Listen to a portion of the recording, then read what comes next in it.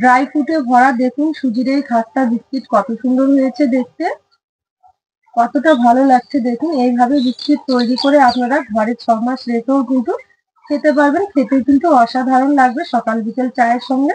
আবার বাচ্চাদের স্কুলে টিফিনেও দিতে পারবেন, খেতে কিন্তু খুবই ভালো। আর ভেতরটা দেখুন পুরো ফাঁপা খাস্তা।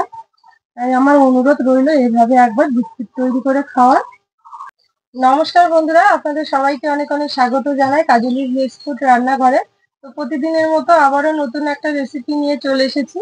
আজকে আমি খুব সহজভাবে একটা খাস্তা মুচমুচে বিস্কিট তৈরি করে দেখাবো।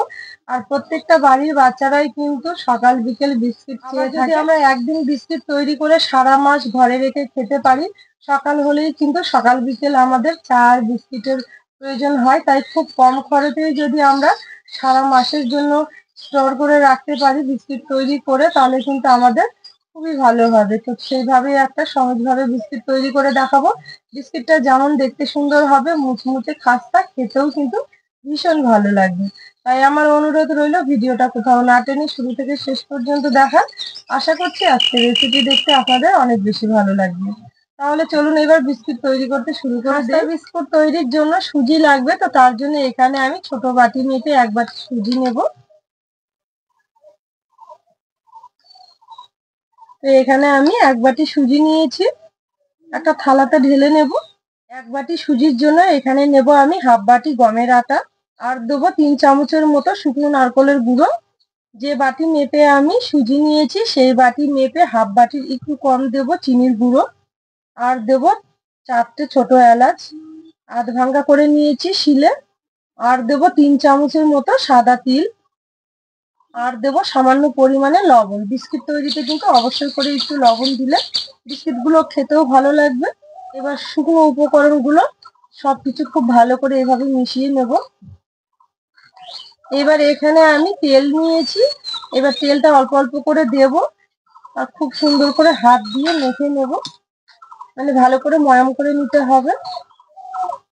আবার একটু তেল দেব, খুব সুন্দর করে ময়াম করে নেব, তাহলে কিন্তু বিস্কিট গুলো খাস্তা হবে মুচমুচে। তো তেল দিয়ে যত ভালো করে মেখে নেওয়া যাবে, মানে ময়াম করে নেওয়া যাবে, ততটাই কিন্তু বিস্কিট গুলো খাস্তা মুচমুচে হবে, আর খেতেও কিন্তু খুবই ভালো লাগবে। 3-4 মিনিট ধরে এভাবে ভালো করে একটু ময়াম করে নিতে হবে।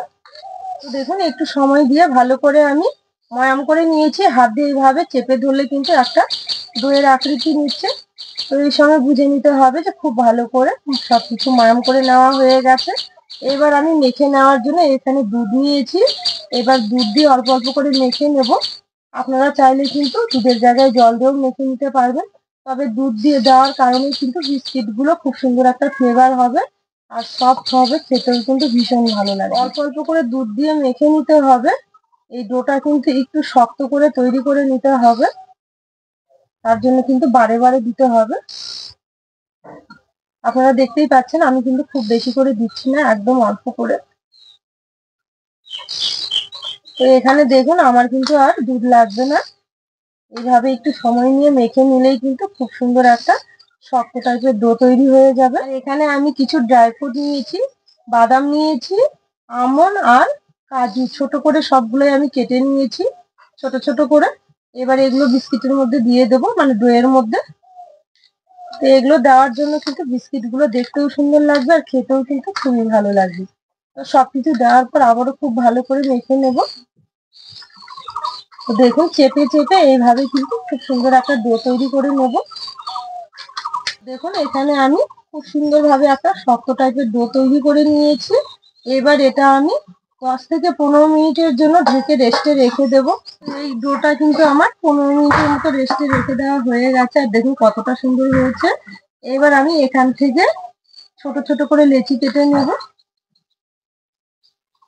এইভাবে দুই হাতের সাহায্যে খুব সুন্দর করে গোল করে নেব।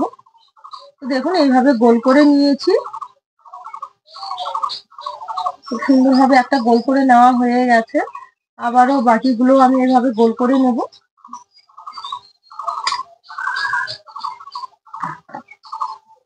আবার একটা নিয়েছি।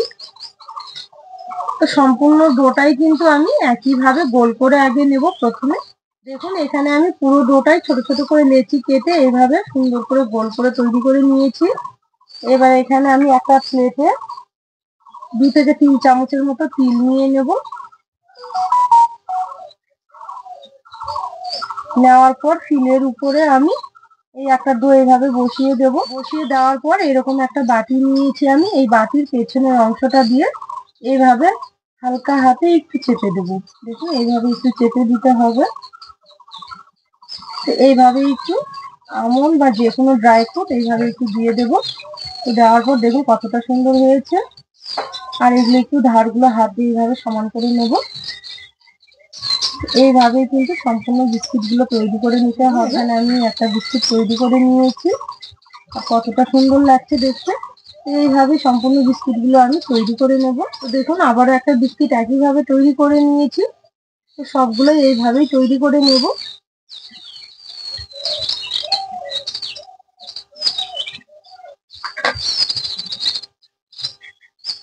দেখুন এখানে সম্পূর্ণ বিস্কিট গুলো কিন্তু আমি খুব সুন্দর করে শেপ দিয়ে নিয়েছি। খুব সুন্দর করে রেডি করে নেওয়া হয়ে গেছে। এবার এগুলো তেলে ভেজে নেব। বিস্কিট ভেজে নেওয়ার জন্য উনুন ধরে কড়াই বসিয়ে দিয়ে তেল গরম করতে দিয়েছি। হালকা আছে, তেলটা হালকা গরমও হয়ে গেছে। এবার এগুলো ছেড়ে দেব।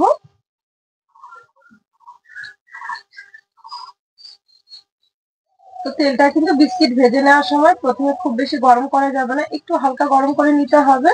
সম্পূর্ণ বিস্কিট গুলোই আমি একসঙ্গে দিয়ে দেব।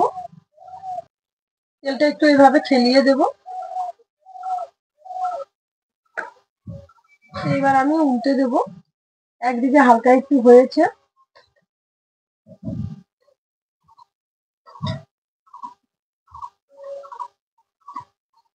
হালকা আছে, খুব সুন্দর করে লালচে করে একটু ভেজে নেব।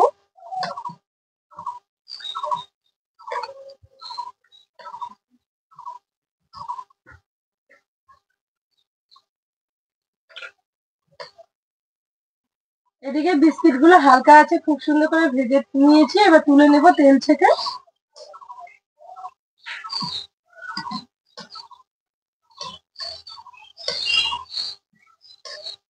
তো দেখুন এইভাবে কিন্তু একটু লালচে লালচে করে ভেজে নিতে হবে।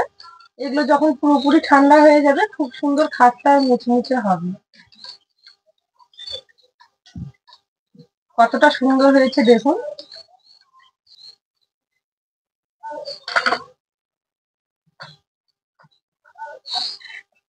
দেখুন এখানে সম্পূর্ণ বিস্কিট গুলো কিন্তু আমি খুব সুন্দর করে ভেজে নিয়েছি। এবার এই বিস্কিট গুলো কিন্তু পুরোপুরি ঠান্ডা করে নিতে হবে, তাহলে কিন্তু খুব সুন্দর মুচমুচে হবে। তো এবার আমি কিছুক্ষণের জন্য ঠান্ডা হতে দেবো। দেখুন বিস্কিট গুলো কিন্তু আমি পুরোপুরি ঠান্ডা করে নিয়েছি, আর কতটা সুন্দর হয়েছে আওয়াজ শুনে আপনারা বুঝতেই পারছেন। আর বিস্কিটের ভেতরে কত ড্রাই ফ্রুট তিল দেওয়ার জন্য কিন্তু খেতে বেশ ভালো লাগবে। তো আজকে আমি যেভাবে বিস্কিটটা তৈরি করলাম, একবার এইভাবে বিস্কিট তৈরি করে খেয়ে দেখুন, খেতে কিন্তু অসাধারণ লাগবে। এইভাবে বিস্কিট তৈরি করে 1 মাস থেকে 2 মাস ঘরে স্টোর করে রেখেও কিন্তু আপনারা খেতে পারবেন। আবার স্কুল অফিসে যাওয়ার সময় বাচ্চাদের স্কুলে টিফিনেও দিতে পারবেন।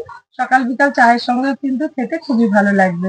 তাই আমার অনুরোধ রইল এইভাবে একবার বিস্কিট তৈরি করে খাওয়ার। আমার এই রেসিপিগুলো যদি আপনাদের ভালো লাগে তাহলে অবশ্যই আমাকে কমেন্টে জানাবেন যে বিস্কিটটা কেমন হয়েছে।